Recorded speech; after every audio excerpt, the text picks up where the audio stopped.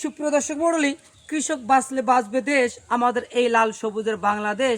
আর এই লাল সবুজের বাংলাদেশে আমি দাঁড়িয়ে রয়েছি এক কৃষকের কলার বাগানে। আপনাদের কিছু একটু তথ্য জানিয়ে রাখি, এই কলার বাগানটা কিন্তু বাতাসে বৈরী আবহাওয়ায় প্রতিটি কলার গাছ কিন্তু ভেঙে চুরমার হয়ে গিয়েছে। ধরতি কলা, সেই কলাগুলো যদি আপনাদেরকে একটু দেখাই, এইরকম একদম পুরো কলা কিন্তু ঝরে পড়ে গিয়েছে। এখানে রয়েছে অনেক কলা রয়েছে, সেই কলার বাগান কিন্তু ভেঙে চুরমার হয়ে গেছে। অর্থাৎ কৃষকের মুখে কোনো হাসি নেই।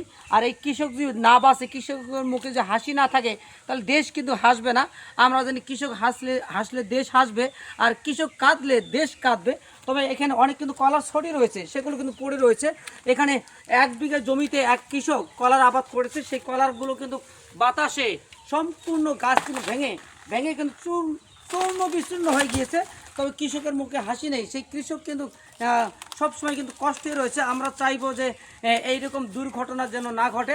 তবে অবশ্যই কলার বাগানটা যদি আপনাদের দেখাই, প্রতিটি গাছ কিন্তু ভেঙে চুরমার। তার মানে এই 1 বিঘা জমিতে যে কষ্ট পরিশ্রম করেছে, সেই পরিশ্রমের যে ফসল, সেটা কিন্তু ঘরে তুলতে পারছে না। এর মতো দুঃখ, হতাশা আর কিন্তু কোনো কৃষকের হতে পারে না।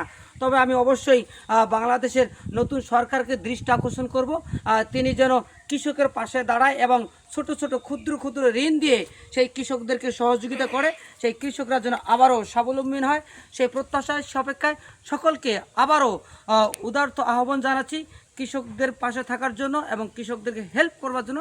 সেই প্রত্যাশায়, সে অপেক্ষায়। আল্লাহ হাফেজ।